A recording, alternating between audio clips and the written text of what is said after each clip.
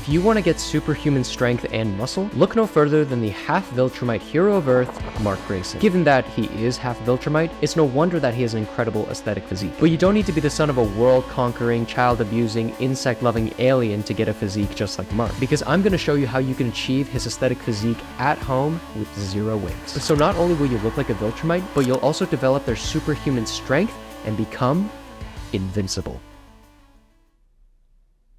Huh. Thought there'd be a title card.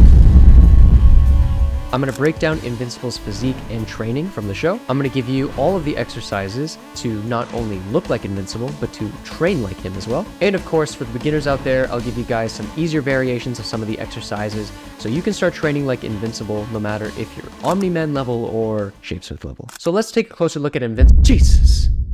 So let's take a closer look at Invincible and break down his physique. Now, being son of one of the strongest characters in the show, Mark also possesses that strength, speed, and durability. And using these abilities, he punches bad guys, saves lives, and gets the pretty girl. So how did Mark train to get so strong? Well, besides getting his cheeks clapped by many of the villains he's fought, like a lot of villains. I mean, like a lot of villains. Mark is actually very genetically gifted from his Viltrumite half, since even without working out, he still has a pretty decent physique. But even so, he's not skipping on training. Whether that's flying as fast as he can, benching a hydraulic press, or overhead pressing an entire iceberg. Damn, no wonder his physique is so good. And looking closer at his physique, he has a very achievable and aesthetic build. It's a lot more of an athletic look than the bigger physiques like Immortal or even Alan, which makes a lot of sense. Since Mark is training for more strength and power, he's going to be building a lot more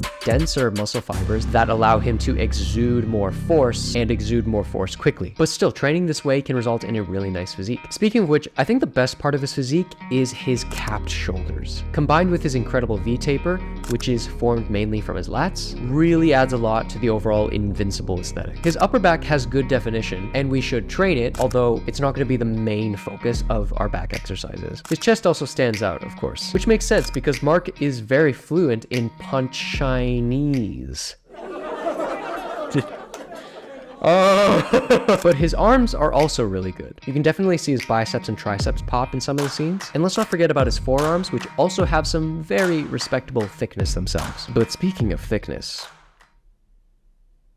look, you guys knew this was coming. Invincible wears spandex all the time. How am I not supposed to look at his dummy thick cape? I wonder where he gets it from. So, of course, we need to target the glutes. And by proxy, the quads will be worked as well, which is great because Mark does a whole lot of jumping or taking off, as it were, in the show. And a lot of the comic panels show off his massive quads. But Mark is also really fast. And while we may not be able to fly fast enough, there is a way we can train our muscles for speed, which I will get to later in this video. But when do I train abs? That's the neat thing.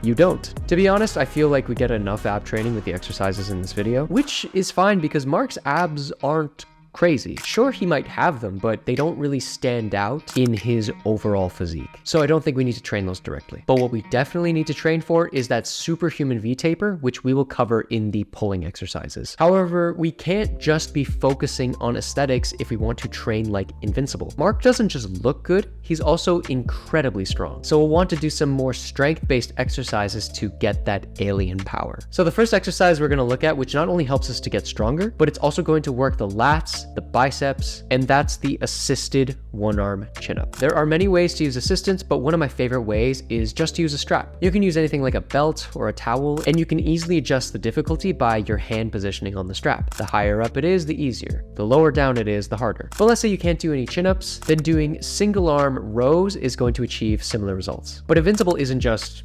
incredibly strong. He also possesses incredible endurance, typically pushing his body to the limit in each fight. So to push our body to the limit while developing that V-taper, we're going to be doing pause pull-ups. With these, you're going to be performing the pull-up, but pausing at 3 points.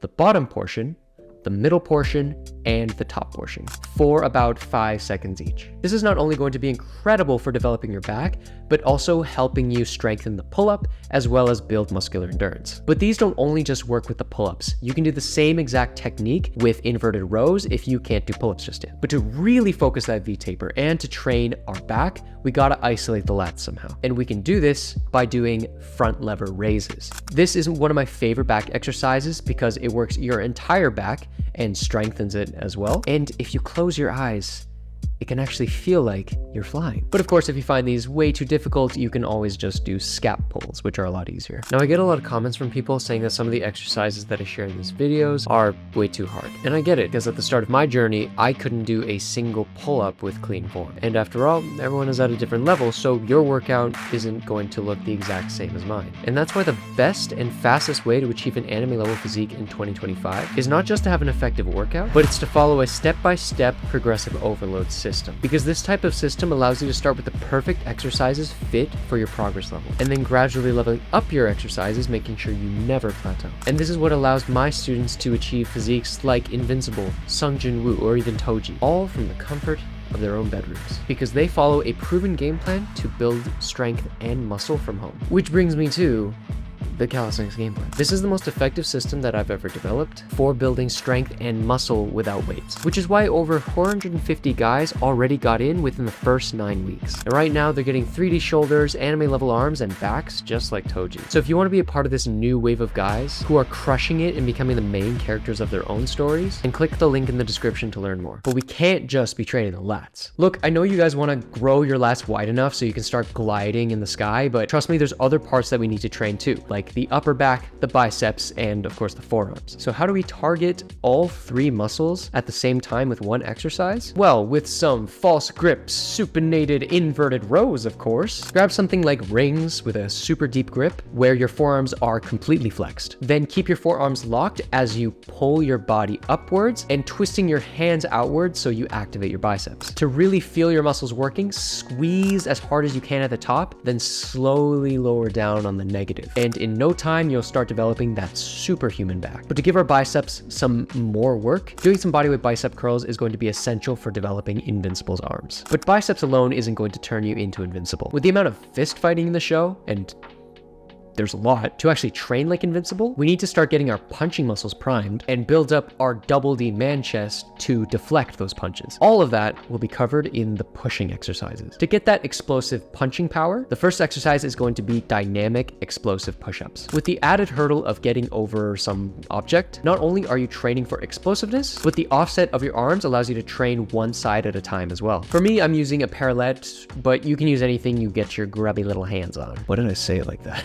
And if you find these too difficult, not using any object is acceptable. But don't blame us when we come to destroy you in the Great Purge. Now, of course, I said at the beginning, Mark's shoulders are the best part of his physique. And that makes sense given we see him overhead pressing an entire iceberg and holding up a whole falling building. So we're going to be doing a similar movement to train our shoulders with the floating pike push-up. These are like regular pike push-ups, but at the bottom, you lift your feet off of the ground and float there on top of your shoulders. And this is going to put a lot more pressure on your shoulders as well as your triceps. And it's honestly the closest that we're going to get to flying. And if you can't do the floating pike push-up, regular pike push-ups are also acceptable. But of course, Mark being a total gym bro, he's also training bench press. So we'll need to train our chest as well, specifically the upper portion. And at the same time, adding a higher degree of difficulty, we're going to be doing deficit decline push-ups. Using something like parallettes to help add more range of motion is going to promote a lot more hypertrophy for the chest. Plus the extra range of motion will also help to strengthen the chest in that position as well. But if we really want to get superhuman strength, then we'll need an exercise that's not only challenging, but will continue to be challenging. Because just as how Mark continuously fights stronger and stronger enemies, we need an exercise that we can continually make more difficult over time so that we can progressively overload and continue to get stronger. And the best exercise for that would be the pseudo planche push-up. Because you can adjust how much you lean in this exercise, you can pretty much make progressive overload for yourself forever. This also has the added bonus of working the upper chest as well as those Viltrumite shoulders. And of course, those nice invincible triceps. But Mark's triceps are particularly pretty good, so we will want to have an exercise to isolate those as well. And I think the best exercise for that is going to be Sphinx push-ups, which will target that medial head, allowing your triceps to pop more. Now, I wish I can tell you how to train for flight speed, but, well, I don't know if you guys know this, but I don't know how to fly. I'm sorry. I said I'm sorry. But the next best thing would be to train your liftoff speed, aka your explosive leg drive. So the best exercise that I think that can do that, as well as develop our thick quads and juicy Mark Grayson dumpy, is going to be the single leg hop. Look what they need to mimic a fraction of our power. This is going to train our explosive strength unilaterally, which is also going to help us with our punching force. It's basically flying, but on copium. But the copium doesn't stop there, because we're doing explosive squats. Now, there's a way I like to do these with a technique I call fly and hover. Start by performing explosive squats as powerful as you possibly can. That's your flying. And when you can't do any more with full force, continue to do explosive squats lightly so that you're about an inch off the ground. That's the hover. This is going to completely destroy you.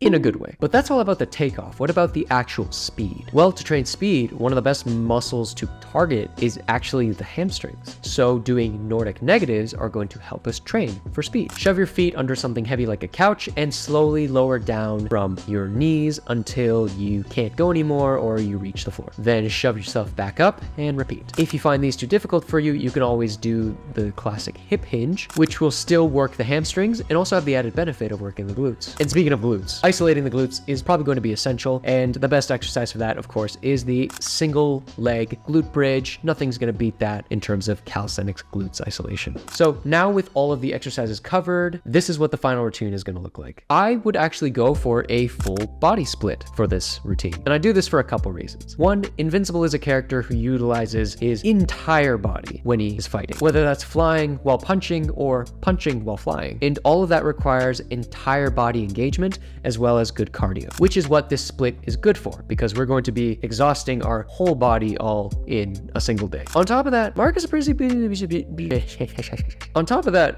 also a really busy guy, and having multiple rest days will allow us to remain flexible while we do everything in our super busy double life. Plus, on your rest days, you can do things like cardio, maybe taking boxing lessons, or even learning cool calisthenics skills like the 90-degree hold, which, if you want to learn for yourself, check out this video right here.